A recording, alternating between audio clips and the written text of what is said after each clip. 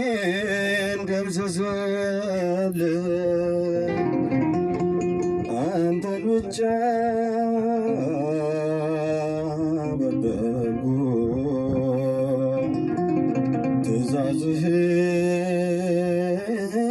ትእዛዝህን ተላለፍኩ አንተን ብቻ በደልኩ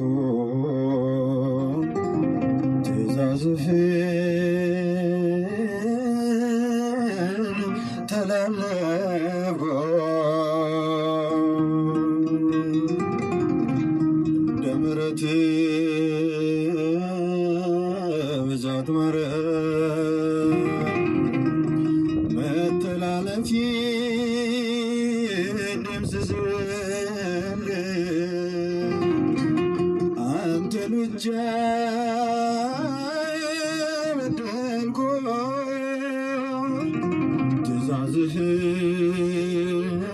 ትእዛዝህን ተላለፍኩ አንተን ብቻ በደልኩ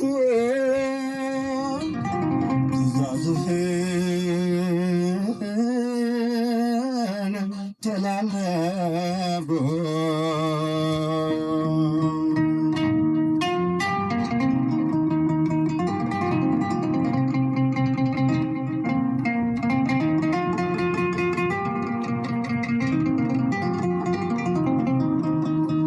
እጅግ በዛ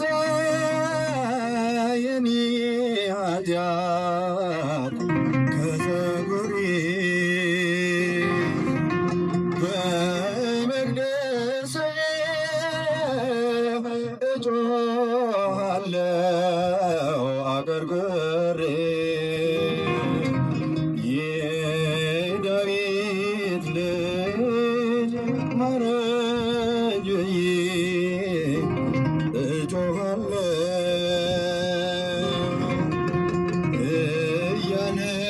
እያነባሁ በጎነቴ ሰግዳለሁ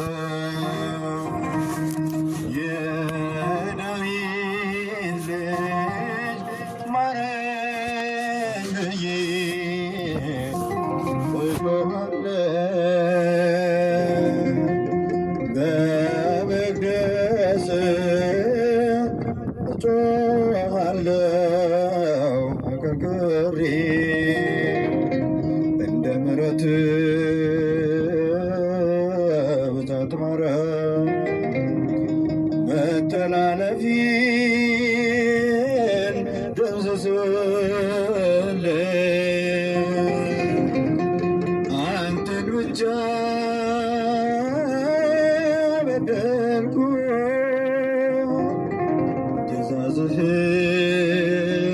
ትእዛዝህን ተላለፍኩ አንተን ብቻ በደልኩ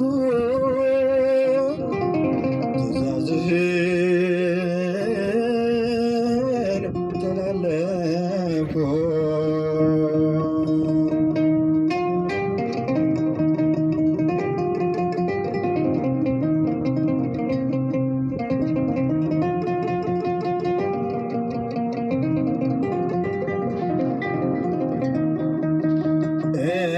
እንደማውቅ በአደባባይ ምን ብናገር ስራዬ ግን ይህን ነገር አይመሰክር ከልበኝ ብሄድ ርቄ ካንተ ፍቅር ሁሉን ከሰርኩ አላተረፍኩ አንዳች ነገር ከልበኝ ብሄድ ርቄ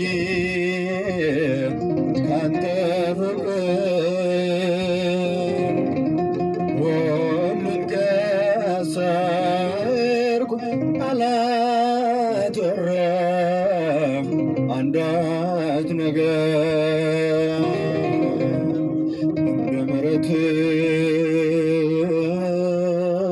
ብዛት መተላለፌን ደምስሰህ አንተን ብቻ በደልኩ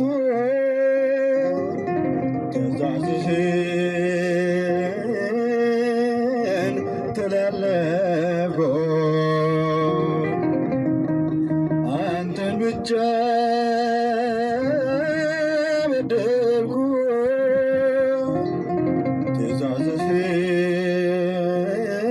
ትእዛዝህን ተላለፍኩ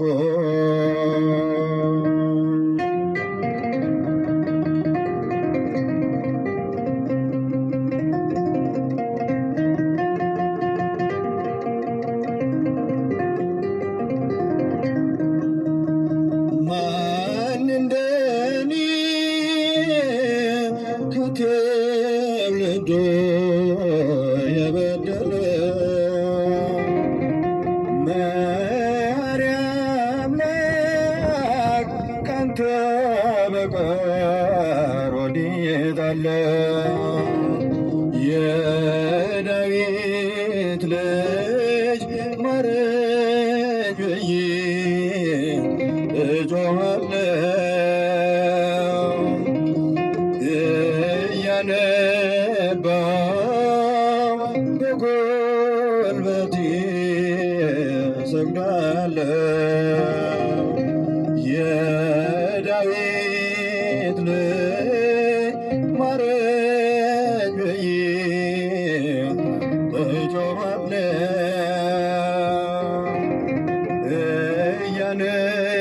እያነባሁ በጉልበቴ እሰግዳለሁ። እንደ ምሕረትህ ብዛት መተላለፌን ደምስሰህ አንተን ብቻ በደልኩ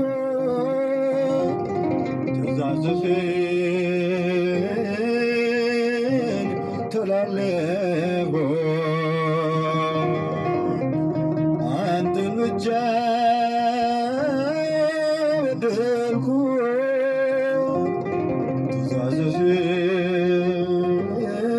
ትእዛዝህን ተላለፍኩ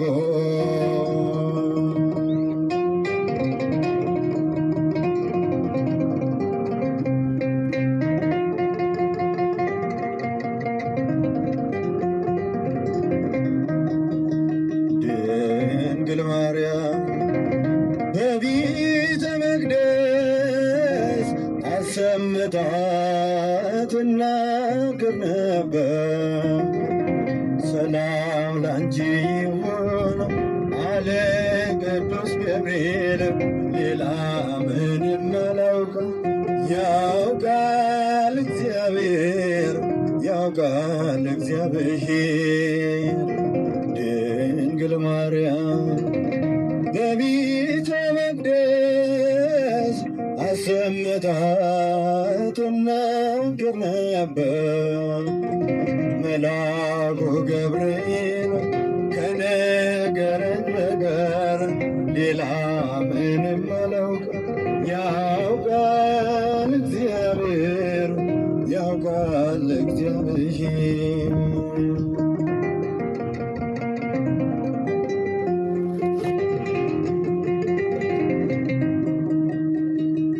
ከመቅደስ ቁጭ ብዬ ትንቢት እየሰማሁ ሐር ወርቅ አስማምቼ ጥበብ እየፈተልኩ ሳለሁ በመገረም ያንን ቃል አስቤ አምላክ ሰው ሆነብኝ ተመሰጠ ልቤ።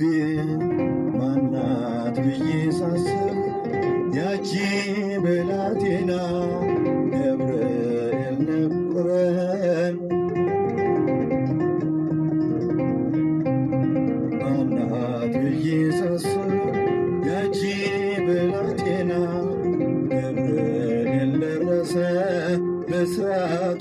ያዘና ዙፋን አደረገ።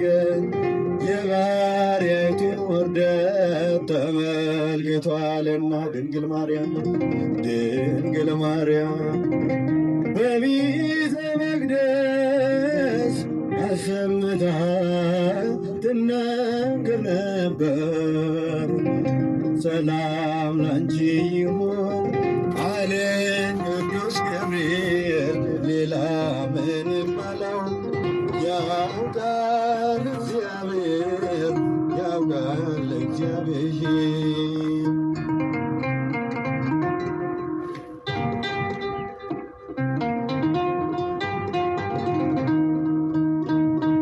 እንዴት በድሃ ቤት ይህ ንጉሥ ያድራል? ለእርሱ የተገባስ ከወዴት ይገኛል? ገሊላን አሰብኳት ዞሬ በህሊና፣ ልጋስ ተሸንፏል በባሪያው ትሕትና። ማናት ብዬ ሳስብ ያቺ ብላቴና ገብርኤል ደረሰ ብስራቱን ያዘና ዙፋን አደረገ። የባሪያይቱን ውርደት ተመልክቷልና ድንግል ማርያም በቤተ መቅደስ አሰምታ ትናገር ነበር። ሰላም ላንቺ ይሁን አለኝ ቅዱስ ገብርኤል። ሌላ ምንም አላውቅም፣ ያውቃል እግዚአብሔር።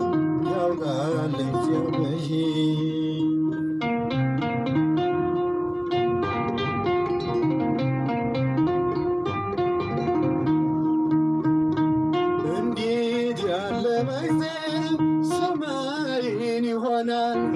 የልዑሉ ዙፋን ወዴት ይተከላል? እያልኩኝ ስጠይቅ በልቤ ለራሴ የመንፈስ ቅዱስ ኃይል አደረ በራሴ። ማናት ብዬ ሳስብ ያቺ ብላቴና ገብርኤል ደረሰ ብስራቱን ያዘና ዙፋን አደረገ። የባሪያይቱን ውርደት ተመልክቷልና ድንግል ማርያም በቤተ መቅደስ አሰምታ ትናገር ነበር። ሰላም ላንቺ አለኝ ቅዱስ ገብርኤል።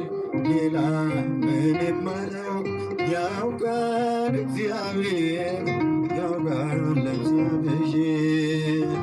ድንግል ማርያም በቤተ መቅደስ አሰምታ ትናገር ነበር።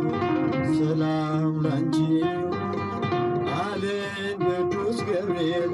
ሌላ ምንም አላውቅም፣ ያውቃል እግዚአብሔር።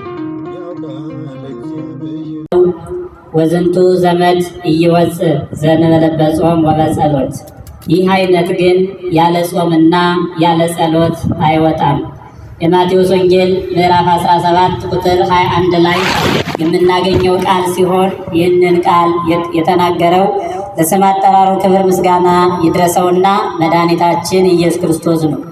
የተናገረበት ትልቁ ዓላማ ወይም ጥንተ ነገሩ ቁጥር 14 ጀምሮ ስትመለከቱት መድኃኒታችን ኢየሱስ ክርስቶስ በምድረ እስራኤል እየተዘዋወረ ሲያስተምር አንድ ልጁ በጋኔን በሽታ የታመመበት ሰው እየጮኸ ወደ ጌታችን ኢየሱስ ክርስቶስ መጣና ጌታዬ ሆይ እባክህን ልጄን ጋኔን ይዞታልና አድንልኝ። በየወሩ እየተነሳ ያሰቃየዋል፣ ወደ እሳት ይጥለዋል፣ ወደ ባሕርም ይጥለዋል፣ ከድንጋይ ጋርም ያጋጨዋል፣ በተለያየ ስቃይ ያሰቃየዋል። ወደ ደቀ መዛሙርትህ አመጣሁት፣ እነሱ ማዳን አልቻሉምና እባክህን ልጄን አድንልኝ ብሎ አንድ ሰው ጌታችን ኢየሱስ ክርስቶስን ጠየቀው። መድኃኒታችን ኢየሱስ ክርስቶስን የማታምን ጠማማ ትውልድ እስከ መቼ ድረስ ከእናንተ ጋር እኖራለሁ ብሎ ይህንን የተናገረበት ራሱን የቻለ ምስጢር አለ። ወደዛ አልገባም። ልጁን አምጡት ብሎ ልጁን አመጡትና ገስጾ ጋኔኑን ከእርሱ አስወጣው ይላል። ይህንን ካደረገ በኋላ ደቀ መዛሙርቱ በምስጢር ጌታ ሆይ ይህንን ጋኔን እኛ ማስወጣት ያልቻል ለምንድን ነው አሉት። አንደኛ ስለ እምነታቸው ማነስ መሆኑን ነገራቸውና ቁጥር 21 ላይ ስትመለከቱ ደግሞ ይህ አይነት ግን ያለ ጾምና ያለ ጸሎት አይወጣም አላቸው። ይህ አይነት ግን በምስኪን ያለ ጾምና ያለ ጸሎት ምን አይልም አይወጣም። አይወጣም የተባለ ምንድን ነው? ጋኔን ነው አይደለም? ያለ ጾም ያለ ጸሎት ምን አይልም አይወጣም። የሚገርም። ስለዚህ የሚወጣው በጾምና በጸሎት ነው ማለት ነው። ልብ ብለን እንረዳ። ብዙ ትላልቅ ፈተናዎች፣ ትላልቅ ችግሮች በሰው ኃይል ብዛት ላይወጡ ይችላሉ። በገንዘብ ብዛት ላይወጡ ይችላሉ። በምግብ በተለያየ ነገር ላይወጡ ይችላሉ። የገንዘብ ኃይል የማያወጣቸው፣ የሰው ብዛት የማያወጣቸው፣ ማንኛውም አቅም ላያወጣቸው የሚችሉትን የጾምና የጸሎት ኃይል ግን ሊያወጣቸው ይችላል። ይሄ አይነቱ ያለ ጾምና ያለ ጸሎት አይወጣም ተብሏል። ይሄ ደካማ ባህሪያችሁ አንደኛው ይሄ ደካማ ባህሪያችሁ ካልጾመ ካልጸለየ ከሰው ላይ አጋንንትን ማውጣት አይችልም ሲላቸው ነው ሐዋርያትን። ዛሬ አባቶቻችን ርኩሳት መናፍስት ያደሩባቸው ሰዎች ከነሱ ላይ በጾማቸው በጸሎታቸው ዳዊት ደግመው ጸሎቱን ጸልየው በጸበል ሲያጠምቁት ይወጣል። እኒህ የሚያጠምቁ አባቶች የማይጾሙ የማይጸልዩ ከሆነ ግን ከዚያ ላይ ማስወጣት በፍጹም አይችሉም። አስወጣንም ቢሉ ምናልባት ተመልሶ ሊመጣ ይችል ይሆናል እንጂ በፍጹም እስከ መጨረሻው ሰይጣንን ከሰው ላይ አውጥቶ ማሳደድ አይቻልም። ከሰው ላይ ማስወጣት የሚችሉት መገሰጽ የሚችሉት አባቶቻችን የሚጾሙና የሚጸልዩ ሲሆን ብቻ ነው። ሐዋርያትን ክርስቶስ የነገራቸው ይሄ ነው። ካልጾማችሁ ካልጸለያችሁ አጋንንትን ማውጣት አትችሉም። አንደኛው ይሄ ነው። ሁለተኛው ከራሳችሁ ራሱ እያንዳንዱ የሰው ልጅ ያደረበት ጋኔን ከራሱ ወጥቶ የሚሄደው ሲጾምና ሲጸልይ ነው። የማይጾም የማይጸልይ ሰው ጋኔን ካደረበት እጅግ በጣም ሊወጣለት አይችልም። ለዚህ ነው ዛሬ ብዙ ሰዎች የሚጨነቁት። ራሴን ፈለጠኝ፣ ሆዴን ቆረጠኝ፣ ጨጓራ፣ የኩላሊት ካንሰር፣ የተለያየ በሽታ እየሆነ የሚመጣው ይሄ ነው። እነሱ አይጾሙም አይጸልዩም። ብዙ ሐኪም ቤቶች ይሄዳሉ። ሐኪሙ አንድ ጊዜ ጨጓራ ነው ይላል፣ አንድ ጊዜ ስኳር ነው ይላል፣ አንድ ጊዜ ደም ግፊት ነው ይላል። የተለያየ የበሽታ ስም ይሰጣል። ለዚያም መድኃኒት ይሆናል ያለውን ይሰጣል። ነገር ግን ብዙዎቹ አይድኑም። የተለያየ ሪፈር ይጻፍላቸዋል። ወደ ከፍተኛ ዶክተር፣ ወደ ከፍተኛ ሐኪም ቤት ይሄዳሉ። አሁንም መፍትሄው የለም። ወደ ጸበል ይመጣሉ። ጸበልም የተወሰነ ቦታ ይጠመቃሉ። የተወሰነ ቦታ ተዘዋውረው ይጠመቃሉ። ግን መፍትሄ የለም። ለምን? እንዲህ አይነቱ ጋኔን የሚወጣው በምን ስለሆነ በጾምና በጸሎት ስለሆነ። ጧት ተነስተ ምግብ እየበላህ በላይ ላይ ያደረው መንፈስ በጸበል ይልቀቀኝ ብትል ሊለቅ አይችልም። ጧት ተነስተ ሳትጸልይ ምግብ እየቀመስክ በላይ ያደረብኝ ከሰው ጋር አላግባባኝ አለ፣ በቤቴ ሰላም ያሳጣኝ፣ ትዳሬን የሚነሳኝ፣ ከሰው ጋር የሚያጋጨኝ፣ በስራ ቦታዬ ሰላም የሚያሳጣኝ የሆነ መንፈስ አለብኝ፣ እሱን እባካችሁን አስለቅቁልኝ ወይም ይልቀቅልኝ ብለህ ሰው ብታማክርም ወይም የሆነ ቦታ ብትሄድ ቶሎ ላይልቅ ይችላል። ምን ማድረግ አለብህ? መጾም መጸለይ መቻል አለብህ። እንዲህ አይነቱ ጋኔን ያለ ጾምና ያለ ጸሎት አይወጣም ተብሏልና። ለዚህ እኮ ነው ያመናል፣ ይደግመናል። ሐኪም ቤት ስንሄድ መፍትሄው የለም፣ መድኃኒቱም አይገኝም፣ በሽታውም አይገኝም። ምንድነው ያመመህ? ይሄን አሞኛል፣ ወገቤን አሞኛል፣ ራሴን ይፈልጠኛል፣ ሆዴን ይቆርጠኛል፣ ያንቀጠቅጠኛል፣ ይቆረጥመኛል፣ ይፈልጠኛል። ብዙ ነገር ልትል ትችላለህ። የሆነ ነገር መድኃኒት ይሰጡ ይችላል፣ መድኃኒቱ ላይ ያሸጥህ ይችላል። የተለያየ ቦታ ገንዘብህን ትጨርሳለህ። ከዚያም አልፎ ስርማሽ ቅጠል በጣሽ ወደ ሆኑ ሰዎች ልትሄድ ትችላለህ። ከዚያም አልፈህ ከእምነት ወጥተህ የተለያዩ የእምነት ድርጅቶች እንዲህ አይነት በሽተኛማ በእኛ ዘንድ ይፈወሳል ሲሉህ ምናልባት ድህነት ባገኝ ብለህ ወደዚያ ልትሄድ ትችላለህ። ያ ግን አይሳካም። ይሄ አይነቱ የሚወጣው በምንድን ነው ካላችሁኝ፣ በጾምና በጸሎት ነው። ይኸው ክርስቶስ ነገረን። እንዲህ አይነቱ ጋኔን ይሄ አብሮ አደግ ጋኔን ብዙ ዘመን የኖረው ጋኔን ራስን በመፍለጥ እሱ እኮ አይታወቅም። ራስን መፍለጥህ፣ ሆዱን መቆድን መቁረጥህ፣ ጫንቃህን የሆነ ቃጠሎ ነገር እንዲሰማ ማድረግህ፣ ጨጓራ መስሎ፣ ኩላሊት መስሎ፣ ካንሰር መስሎ፣ ስኳር መስሎ፣ በተለያየ በሽታ ዘመን ባመጣቸው በሽታ መስሎ የሚመጣ እንዲህ አይነት ባክቴሪያ ነው፣ እንዲህ አይነት ነገር ነው የሚባለው ነገር ሁሉ። ነገር ግን መድኃኒቱ ስትሰጡት የማትፈወሱበት እንዲህ አይነቱ ነገር የሚወጣው በምንድን ነው ተባለ? በምንድን ነው? በጾምና በጸሎት። ስለዚህ እንዲህ አይነት በሽታ፣ እንዲህ አይነት ድካም፣ እንዲህ አይነት ችግር፣ እንዲህ አይነት መከራ በሕይወታችን የተወሰነብን ያለብን ሰዎች ምን ማድረግ አለብን? መጾምና መጸለይ መቻል አለብን። እንዲህ አለን ክርስቶስ፣ እንዲህ አይነቱ ያለ ጾምና ያለ ጸሎት አይወጣም አለ። ስለዚህ ትላልቅ መከራዎች፣ ትላልቅ ፈተናዎች፣ ትላልቅ በሽታዎች፣ ትላልቅ ህመሞች መውጣት የሚችሉት በጾምና በጸሎት መሆኑን እንረዳ። የጾምና የጸሎት ጥቅም ይሄ ብቻ አይደለም፣ ክርስቶስ እንዲህ ብሎ ያስተምረን እንጂ። ስለዚህ በአጭሩ ስለ ጾምና ስለ ጸሎት ጥቅም ከዚህም በላይ በሽታን ከማራቅ አጋንንትን ከማውጣት የበለጠ ጥቅም ጾምና ጸሎት አላቸው። ለምሳሌ ጾምና ጸሎት ወደ ገነት ለማስገባት ይጠቅማል። ወደ ምን ለማስገባት? ወደ ገነት ለማስገባት። በጾምና በጸሎት አማካኝነት ወደ ገነት መግባት እንችላለን።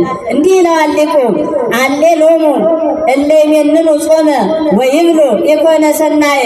ጾም አያስፈልግም ብለው ጾምን ለሚነቁ ሰዎች ወዮላቸው። ጾም አያስፈልግም ብለው መጾም አያስፈልግም፣ መጸለይ አያስፈልግም፣ ተነስተ ብላ ሳትጸልይ ብላ ለሚሉ ሰዎች ክርስቶስ ጾሞልሃል፣ ክርስቶስ ጸልዮልሃል፣ አንተ እንዲሁ ዝም ብለህ እንደ ልብህ እየተመላለስ ኑር ለሚሉ ሰዎች ወዮላቸው። እስመ በጾም ወበጸሎት ቦአ አዳም ውስተ ገነት። ምክንያቱም በጾምና በጸሎት አማካኝነት አዳም አባታችን ወደ ገነት ገብቷልና ይላል። አዳም በምን ገብቷል? ወደ ገነት። ከገነት የወጣው ባለመጾሙ ምክንያት ነው። ያቺ በለስ የጾም ምልክት ናት።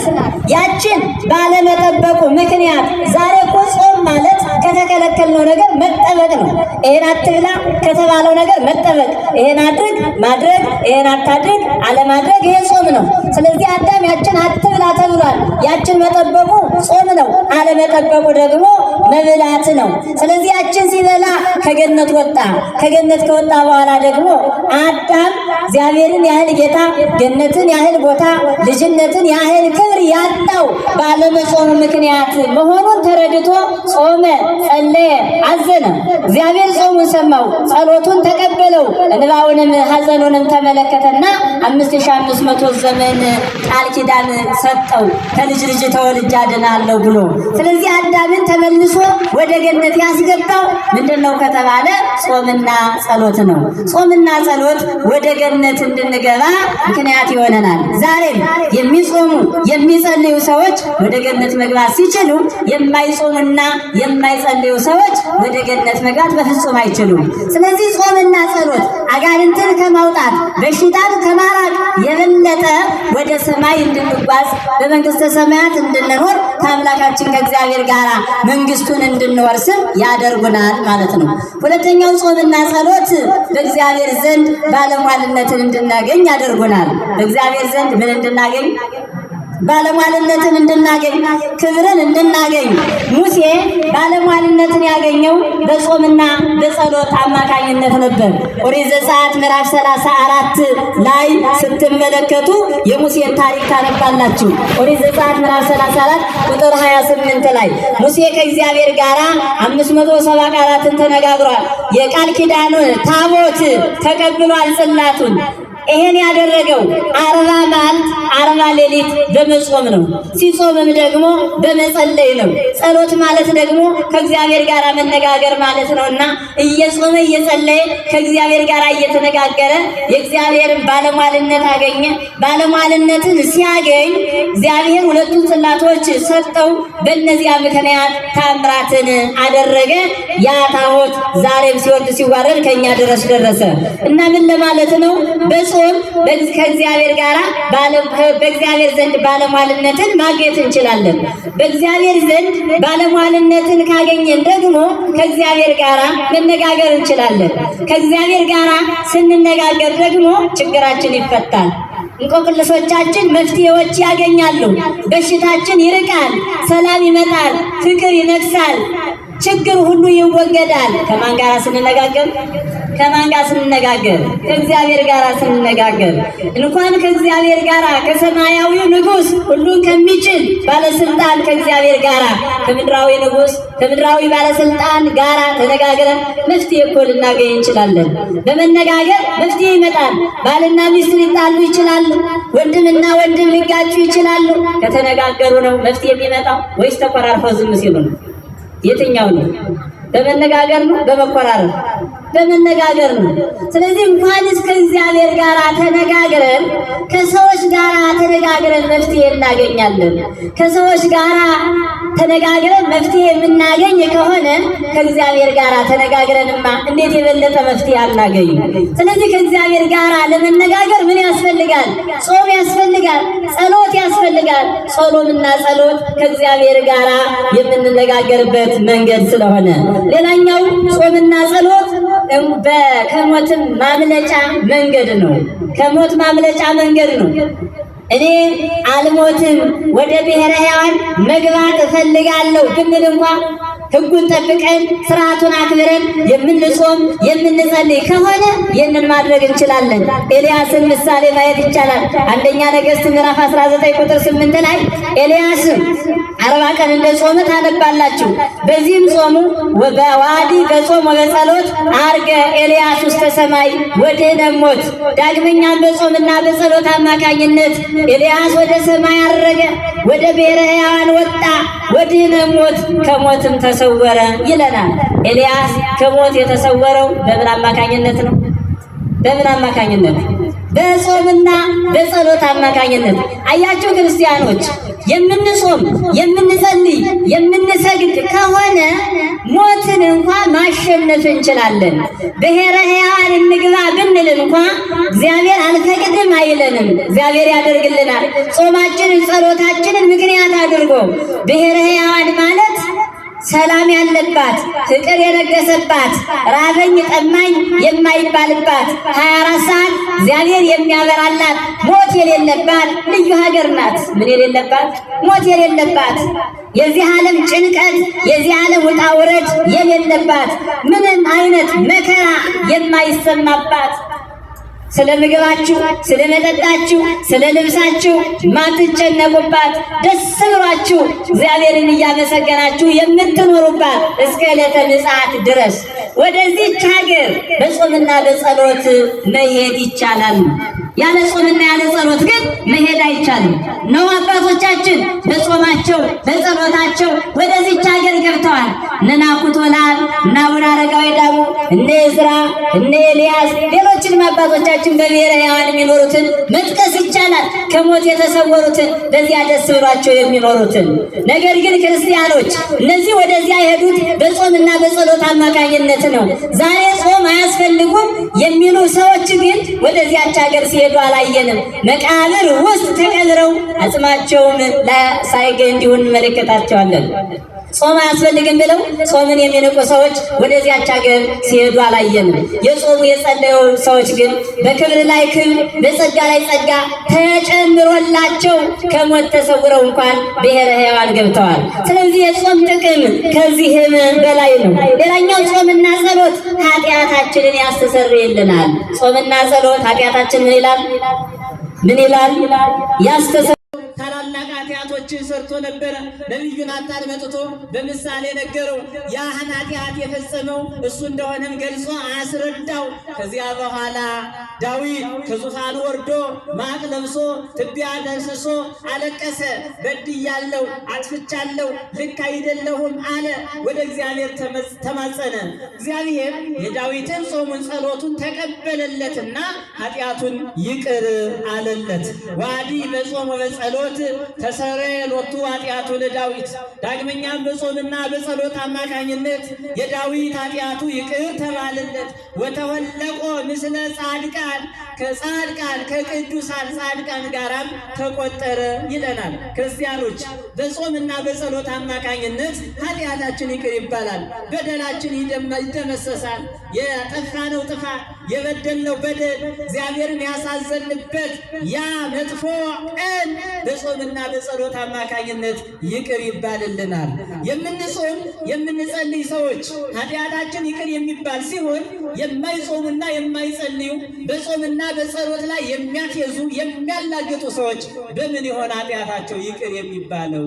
ያለ ጾም ያለ ጸሎት በየትኛውም መንገድ ኃጢአታችን ይቅር ሊባል አይችልም። ስለዚህ አይጾምም አይጸለይም የሚሉ ሰዎች እንዳያስቷችሁ ተጠንቀቁ። ክርስቲያኖች ወደ መምህረ ንስሐችሁ ስትመጡ የሰራችሁትን ኃጢአት በደላችሁን ለመምህረ ንስሐችሁ ስትነግሩ መምህረ ንስሐችሁ የሚያዛችሁ ጾም ነው፣ የሚያዛችሁ ጸሎት ነው፣ የሚያዛችሁ ስግደት ነው።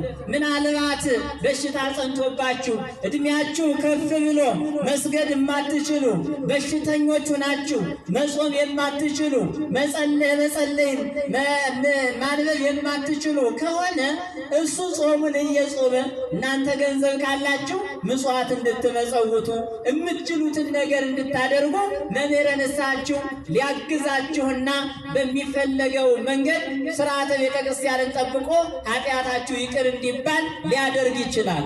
ከዚያ ውጭ ግን መንቀሳቀስ የምትችሉ ጉልበት ያላችሁ መጾም፣ መጸለይ፣ መስገድ የምትችሉ ከሆነ ኃጢአታችሁን ስትናገሩ ጾም ነው የምትታዘዙት፣ ጸሎት ነው የምትታዘዙት፣ ስግደት ነው የምትታዘዙት። ገንዘብም ካላችሁ ምጽዋት ነው የምትታዘዙት። ለምን? ይህች ምጽዋት ኃጢአትን ስለምታጠፋ በመጽሐፈ ምሳሌ እንደተጻፈው የምትነድ እሳትን ውሃ ያጠፋታል፣ እንደዚሁ ሁሉ ኃጢአትን ምጽዋት ትደመስሳለች ተብሎ ተጽፏልና። ስለዚህ ጾም፣ ጸሎት፣ ስግደት ኃጢአትን የሚያስተሰርዩ ስለሆኑ እኛ ክርስቲያኖች ሁልጊዜ እንጾማለን። በታዘዘው ስርዓት በታዘዘው መሰረት ጸሎቱንም እንካፈላለን ማለት ነው። ምሳሌያችንም ዳዊት በጾሙና በጸሎቱ ኃጢአቱ ተሰርዮለታልና። ሌላኛው ጾምና ጸሎት ከታዘዘ መቅሰፍት ይሰውራል። ከሚመጣ መቅሰፍት እኛ ከማናውቀው እግዚአብሔር ከሚያውቀው በዙሪያችን ይመጣ ዘንድ ካለው ያጠፋን ዘንድ ከተቃጣው መቅሰፍት በጾምና በጸሎት መዳን እንችላለን። በዚህ ምሳሌ የነነዌ ሰዎች መመልከት እንችላለን። መጽሐፈ ዮናስን ትንቢተ ዮናስን አንቡት፣ ይናገራል። የነነዌ ሰዎች 3 ቀን ነበር የተሰጣቸው። እስከ 3 ቀን ድረስ ነነዌ ትጠፋለች፣ ትገለበጣለች ተባሉ። በዚህ ሰዓት እነሱ ኃጢአታቸውን አመኑ፣ በደላቸውን አስታወሱ። እውነት ነው በድለናል፣ አጥፍተናል ብለው ከንጉሱ እስከ ሕፃኑ ድረስ ከእህል ከውሃ ተከልክለው በጾምና በጸሎት 3ቷን ቀን አሳለፉ። ታዲያ እግዚአብሔር በመጾማቸው በመጸለያቸው አማካኝነት ያጠፋቸው ዘንድ የታዘዘውን መቅሰፍት መለሰላቸው። ምን ይላቸው ዘንድ የታዘዘውን ያጠፋቸው ዘንድ የታዘዘውን መቅሰፍት መለሰላቸው። ክርስቲያኖች እናስተውል። ነገ ምን እንደሚሆን አናቅም። አይደለም ነገ ዛሬ ምን እንደሚሆን አናቅም። ከዚህ ሲወጣ ምን እንደሚያጋጥመን አናቅም። ዛሬ ዘመናችን በፈተና የተሞላ ነው። መንገዶቻችን በአደጋ የተሞሉ ናቸው። የምንሰማው ወሬ የምናየው ነገር ሁሉ ደስ የማይል ነው። ስለዚህ ከዚህ ክፉ ዘመን ለማምለጥ ከዚህ ክፉ ዘመን ለመሸሸግ መጾም መጸለይ ያስፈልጋል። ዛሬ የምንጸልየው ጸሎት፣ ዛሬ የምንጾመው ጾም፣ ዛሬ በቅድስናው አደባባይ ተገኝተን የምንሰማው የእግዚአብሔር ቃል ነገ ከሚገጥመን ክፉ አደጋ ይጠብቀናል። ብዙዎቹ ተወድተዋል፣ ብዙዎቹ አደጋ ውስጥ ወድቀዋል። እኛን እግዚአብሔር በቸርነቱ እስካሁን ጠብቆናል። ነገ እነዚህን ሰዎች ያገኘ አደጋ፣ ያገኘ መከራ፣ ያገኘ በሽታ እኛንም እንዳያገኘን ዛሬ መጾም መቻል አለብን። ዛሬ መጸለይ መቻል አለብን። ዛሬ እግዚአብሔርን ቃል መስማት መቻል አለብን። ዛሬ ዝማሬውን መዘመር መቻል አለብን። ይሄ የሚጠቅመን ለዛሬ ብቻ አይደለም፣ ለነገም ለመንገዳችን ሕግህ ለእግሬ መብራት መንገዴም ብርሃን ነው ተብሎ ተጽፏል። በቤተ መቅደሱ ተገኝተን ሕጉን ስንሰማ መንገዱን ስንከተል መንገዳችን ሁሉ የተቃና በብርሃን የተሸፈነ በብርሃን ያበራ ይሆናል ክርስቲያኖች። ስለዚህ በጾምና በጸሎት ነገ ከሚመጣው ዛሬም ካለው ከተለያየ በዙሪያችን ካለው ፈተና መዳን እንችላለን። ሌላኛው በጾምና በጸሎት ከአራዊት አፍ መዳን ይቻላል። ዳንኤልን ማየት እንችላለን። ትንቢተ ዳንኤል ምዕራፍ 6 ቁጥር 16 ላይ እንደምታውቁት እግዚአብሔርን አልክድም ለጣዖት አልሰግድም በማለቱ ምክንያት ወደ አንበሳ ጉድጓድ ዳንኤል ተጥሎ ነበረ። ነገር ግን ዳንኤልን እነዚያ የተራቡ አናብስት ሊበሉት ሊሰብሩት አልቻሉም። ለምን? ዳንኤል ይጾማል፣ ዳንኤል ይጸልያል። በጾሙ በጸሎቱ አማካኝነት ከእግዚአብሔር ጋር ይገናኛል። እግዚአብሔር ለዳንኤልን ሞገስ ሰጥቶ እንደገና የአናብስቱን አፍ እግዚአብሔር ዘጋለት።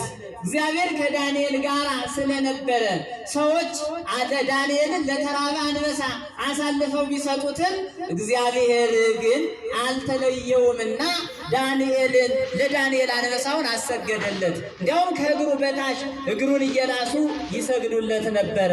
ዳንኤል ጸዋሚ ስለነበር፣ ዳንኤል ጸሎተኛ ስለነበረ፣ ዳንኤል የእግዚአብሔርን ሕግ የሚቀበል የሚያከብር ስለነበረ። ይሄማ ባይሆን ልብ በሉ፣ ዳንኤል ከወጣ በኋላ ምግባቸውን ሁሉ አስቀርተው ዳንኤልን አልበላው ሲሉት ዳንኤል ከወጣ በኋላ ሌሎችን ሰዎች ወደ አናብስት ጉድጓድ እስኪ እንሞክር ብለው ሲጥሏቸው እነዚህ አናብስት ሰዎቹ ገና መሬት ላይ ሳይወርዱ ዝል እያሉ እየተቀበሉ ነበር ሰባብረው የበሏቸው።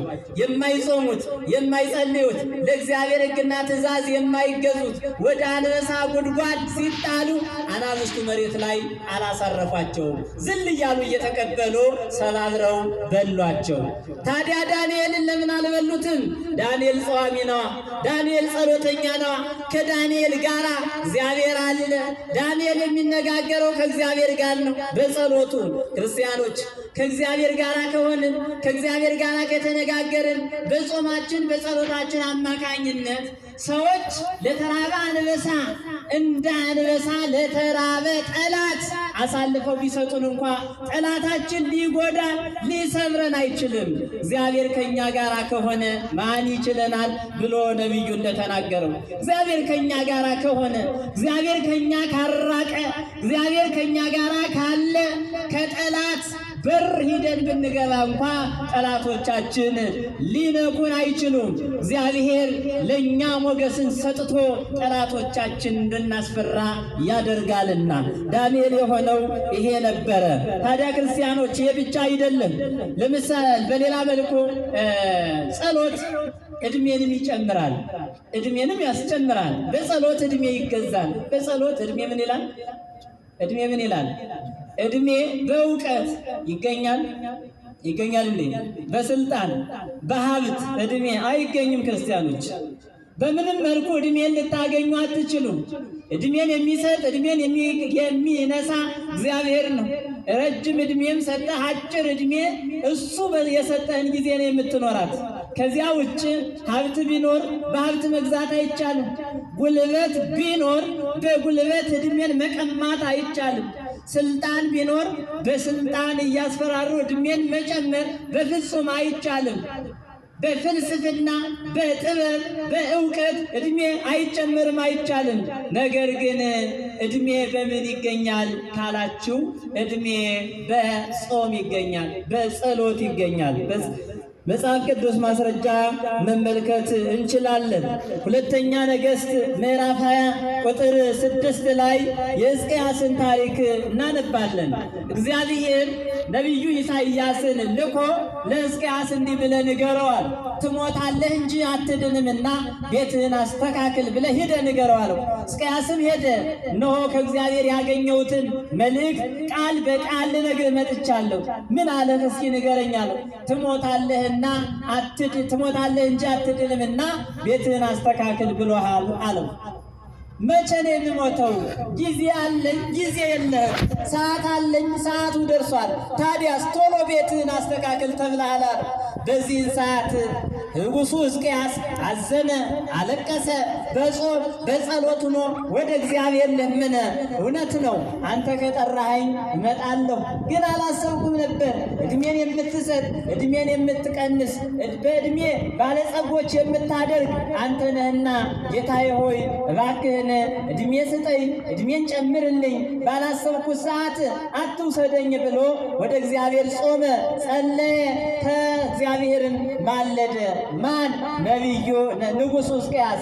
በዚህን ጊዜ ታዲያ አምላካችን እግዚአብሔር ተገለጠና እንዲህ አለው፣ ጸሎትን ሰምቻለሁ፣ እንባህንም አይቻለሁ፣ አብሼልሃለሁ፣ በዕድሜህም ላይ 15 ዓመት ጨምሬልሃለሁ አለው።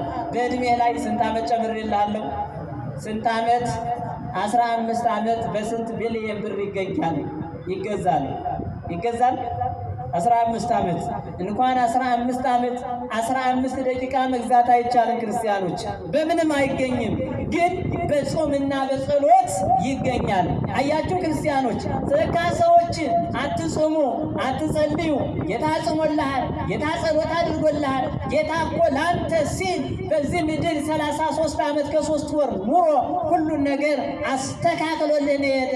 ከአሁን በኋላ ዝም ብለህ በስጋ ተደሰት የሚሉ እድሜያችን እንዲያጥር እየፈለጉ ነው። እድሜያችን እንዲያጥር ሊያደርጉን ነው። ከእግዚአብሔር ጋር እንዳናገኝ ጠላት ድል እንዲነሳ ሊያደርጉን ነው። ክርስቲያኖች ጾም ጥቅም ይሄ ብቻ አይደለም። ከዚህም በላይ አባቶቻችን የጾምን ጥቅም ጽፈውታል። ነገር ግን ስለ ጾም ስነግራችሁ ጾሙ 2 አይነት ጾም ነው። ስንት አይነት ጾም አልኳችሁ? ስንት አይነት ጾም? 2 አይነት ጾም አለ። 2 አይነት። አንዱ ወደ ገነት የሚያስገባ ነው፣ አንዱ ወደ ሲኦል የሚያወርድ ነው። 2 አይነት ጾም ነው። አንዱ ወደ ገነት የሚያስገባ፣ ሌላኛው ደግሞ ወደ የት የሚያወርድ አልኳችሁ? ወደ ሲኦል የሚያወርድ። ወደ ገነት የሚያስገባው ሕጉን ትእዛዙን ጠብቀን የምንጾመው ጾም ነው። ልክ እንደነ ኤልያስ እንደጾሙት፣ እንደነ ሙሴ፣ እንደነ ዳንኤል፣ እንደነ ዳዊት እንደጾሙት በቤተ ክርስቲያናችን ስርዓት በተሰራልን መሰረት በዛ የምንጾመው ጾም ወደ ገነት የሚያስገባው ነው። ሌላኛው ጾም ግን ወደ ሲኦል ያወርዳል የተባለው ለምሳሌ በግብረ ሐዋርያት ላይ የተጻፈ ነገር አለ። በግብረ ሐዋርያት ላይ ቅዱስ ጳውሎስን ለመግደል 40 ሰዎች እንዲህ ብለው መክረው ነበረ። ጳውሎስን ካልገደልነው እህል ውሃ አንቀምስ ብለው ተማምለው ነበር። ጳውሎስን ምን ለማለት? ለመግደል። እነሱ ምን እያሉ ነው? እየጾሙ ነው። ጾምን እያወጁ ነው። ጳውሎስን ካልገደልነው እህል ውሃ ባፋችን አይገባም ብለው። እንዲህ አይነት ጾም አይፈለግም። በመጽሐፈ ነገሥትም የተጻፈ አለ። ናቡቴን ለማስገደል ንግሥቲቱ ኤልዛቤል እንዲህ ብላ አዛ ነበረ። በናቡቴ ላይ የሐሰት ምስክር አስነስታችሁ ናቡቴን ወደ እስር ቤት አግዙት፣ ባጋዝ ብቻ አይደለም ግደሉት። ይሄ ሳይደረግ ግን እንዳትቀምሱ፣ እህል ውሃ እንዳትቀምሱ ብላ ጾም አውጃ ነበር። ስለዚህ ክርስቲያኖች እኛ እየጾምን እየጸለይን እገሌን እንዲህ አድርገው፣ እገሌን እንዲህ በለው፣ እንዲህ ድፋው፣ እንዲህ ውሰደው የምንል ከሆነ ያ ጾም የሚፈለግ አይደለም።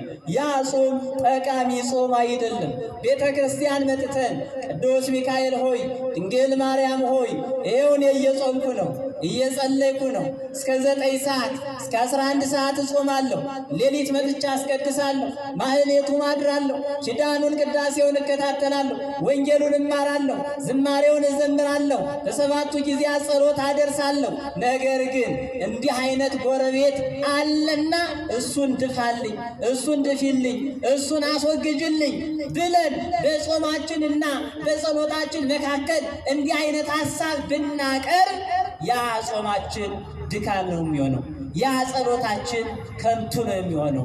አያችሁ፣ መጾም ያለብን ፍቅርን ለብሰን ነው። እንዲያውም ምን ተብሎ ተጽፏል? በቅዱስ ማቴዎስ ወንጌል ስለ አንቀጸ ጾም አምላካችን እግዚአብሔር በማቴዎስ ወንጌል ምዕራፍ 6 ቁጥር 16 ላይ ሲናገር በምትጾሙበት ሰዓት እንደ ግብዞች አትሁኑ። ግብዞች የሚጾሙት ሰው እንዲያውቅላቸው ጸዋሚ ናቸው፣ ትረምተኞች ናቸው፣ ጸሎተኞች ናቸው እንዲላቸው ነው። እናንተ በምትጾሙበት ሰዓት እንዲህ አትሆኑ። ታዲያ እንዴት ሆነን እንጹም ካላችሁኝ፣ ወአንትሙ እሰሶ በትጸውሙ ቅብዑ ርእሰክሙ፣ እናንተስ በምትጾሙበት ሰዓት ራሳችሁን ተቀቡ አለ። አሁን በአብይ ጾም ቅቤ ተቀብታችሁ ጹሙ ማለቱ አይደለም፣ ትርጓሜ ያስፈልገዋል። ትርጓሜው ምንድን ነው? ቅብ የተባለ ፍቅረ ደቂቀ ዋለ መሕያው የሰውን ልጅ አስተካክሎ መውደድ ነው። ፍቅርን ይዛችሁ ጹሙ፣ ቂም በቀልን አስወግዳችሁ ጹሙ፣ ሰላማዊ ሆናችሁ ጹሙ ሲለን ነው። ስለዚህ ጾማችን ተቀባይነት እንዲኖረው፣ ጸሎታችን ከደመና በታች እንዳይቀር ከደመና በላይ ወጥቶ የልባችንን መሻት እንዲፈጽምልን ሰላምንና ፍቅርን ይዘን መጾም ይዘን መጸለይ መቻል አለብን። ይሄ ሲሆን ጾማችን የተሟላ ይሆናል። ያ ካልሆነ ግን ጾማችን ተቀባይነት ሊኖረው አይችልም፣ ከንቱ ይሆናል ማለት ነው። ስለዚህ እስኪ ስንጾም እንዴት ነው? ስንጾም እንጸልያለን፣ ስንጾም እንመጸውታለን፣ ስንጾም ሰዎችን እናከብራለን፣ ስንጾም ለሰዎች ክብር እንሰጣለን፣ ስንጾም ሰዎችን እንወዳለን፣ ስንጾም በውስጣችን ሰላም ይሰማናል፣ እንጾማለን፣ ቤተ ክርስቲያን እየመጣን እንጸልያለን፣ ቃለ ወንጌሉን ትምህርተ ወንጌሉን እንካፈላለን፣ እንዘምራለን፣ እናስቀድሳለን። ቤታችን ሂደን ግን በቤታችን ሰላም ነን ወይ? ከቤቶቻችን ከወንድሞቻችን ከጎረቤቶቻችን ከስራ ባልደረቦቻችን ጋር ሰላማዊ ነን ወይ? ለነሱ የምናስበው ነገር መልካም ነው ሆይ? በጾም ሰዓት በጸሎት ሰዓት ሌላ ነገር እያሰቡ መጾም ተገቢ አይደለም። ሌላ ነገር እያሰቡ መጸለይ ተገቢ አይደለም። ብዙ ጊዜ ጸሎታችን ቶሎ መልስ ይዞ የማይመጣው ጸሎታችንና ጾማችን ቶሎ ተቀባይነት ኑሮት የልባችን መሻት የማይፈጸመው በሕጉና በስርዓቱ ስለማንጾም ሊሆን ስለሚችል ነው። ስለዚህ የጾምና የጸሎት ጥቅሙ እኔ ከነገርኳችሁ በላይ ነው። ክርስቶስ የነገረን እንዲህ አይነቱ ያለ ጾምና ያለ ጸሎት አይወጣማል። እንዲህ አይነቱ ጋኔን ስር የሰደደው አብሮ ያደገው እንዲህ አይነቱ ነገር አይወጣማል። ግን ከዚያም በላይ ጾምና ጸሎት ጥቅም አለው። ታዲያ ክርስቲያኖች ለጾም ምን ያህል ቦታ ሰጥተናል? ለጸሎት ምን ያህል ቦታ ሰጥተናል? በጾም ሰዓት በጸሎት ሰዓት እንዴት ሕይወታችንን እየመራን ያለ ነው? ሰላማዊ ነን? ፍቅር ነን? ከቤተሰቦቻችን ከጓደኞቻችን ከስራ ባልደረቦቻችን ጋር እንዴት ነው ለጾም ያለን አመለካከት? በጾም ሰዓትስ ምን እያደረግን ያለን? በጾም ሰዓትስ ከምን ነው እየተከለከልን ያለን? ዝም ብለን እስከ 9 ሰዓት እስከምንችለው እስከ 7 ሰዓት እስከ 8 ሰዓት እስከ 9 የቻለን ከዛ በላይ ከእህል ብቻ ነው እየተከለከልን ያለ ነው? ከሌላ ነገርስ እየተከለከልን ነው ወይ? ከበሬ ስጋ ተከልክለን ከሰው ስጋ የማንከለከል ከሆነ ምን ዋጋ አለው ጾማችን? ምን ዋጋ አለው ጸሎታችን?